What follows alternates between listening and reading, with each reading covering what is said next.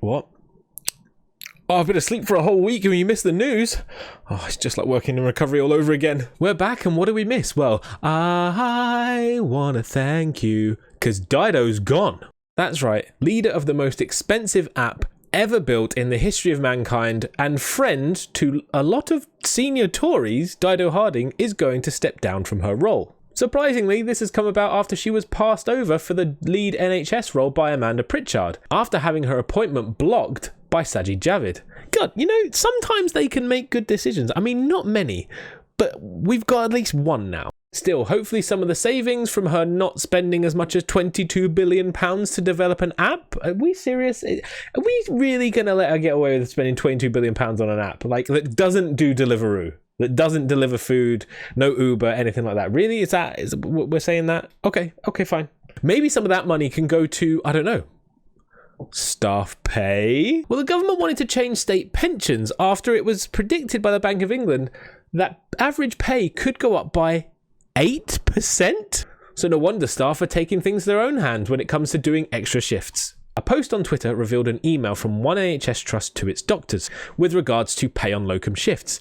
It appeared that doctors had demanded higher pay for doing extra work, simply applying the laws of the free market. But once again, the guilt card about looking after patients was given, with the last line being, there is a moral ethic to being a doctor, which I would like to remind you of.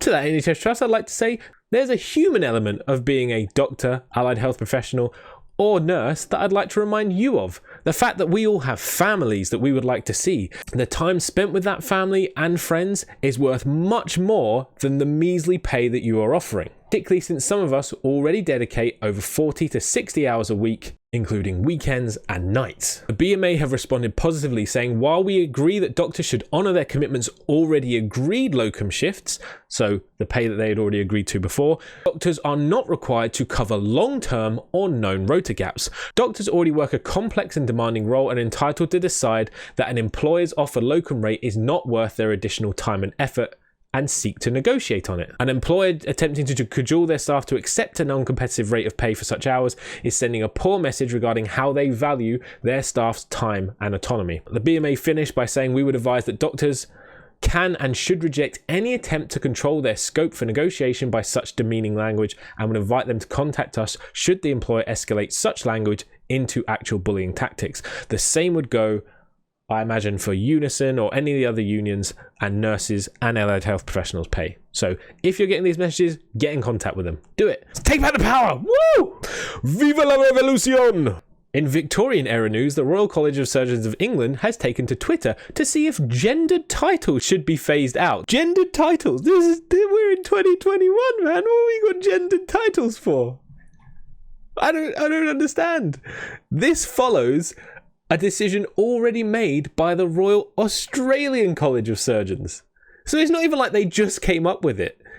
They saw something that was happening on the other side of the world, didn't say, yeah, we'll just do it. Makes sense. Just completely makes sense to not have this thing where we're trying to equate female or male doctors. Just call them doctor. We're gonna put it. We'll take it to Twitter, because in Twitter this whole debate is never going to become toxic in any way, shape, or form. Of course, the people they should be asking are the people most affected, female doctors. I can tell you from personal experience that no one looks at a male in scrubs and goes, "Oh look, a nurse."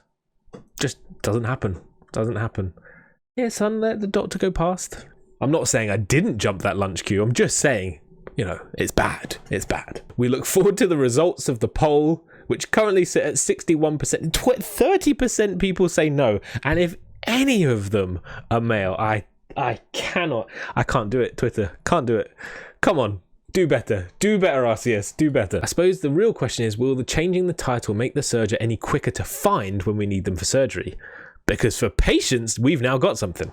East Kent University NHS Foundation Trust is piloting Bluetooth technology to track patients on their theatre journey. Tags are being placed in patients' wristbands that can track the patients from when they go from the ward to theatre and into recovery, so that staff can help prevent delays and plan things around when they go and collect patients and things like that. It uses a real-time patient flow system called MySphera, which is implemented with the support of beautiful information. What a lovely name. Of course, what it doesn't help with is the lack of staffing on the wards for people to come and collect your patients, the lack of wristbands putting on at the appropriate time, or when we maybe accidentally only sometimes, occasionally cut the wristbands off so we can put a calendar in. I'm sorry, it's genuinely like once in a blue moon.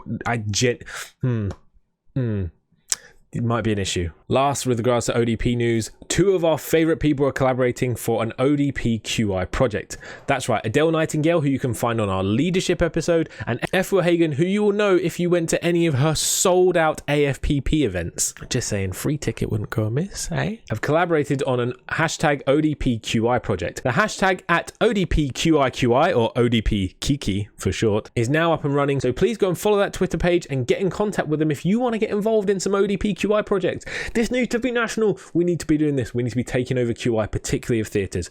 Research in QI in theatres should be ODP led. It just should. It just should. I'm putting it out there. It should. That's it for the news this week. I hope you're enjoying the AFPP conference, and I will see you next time.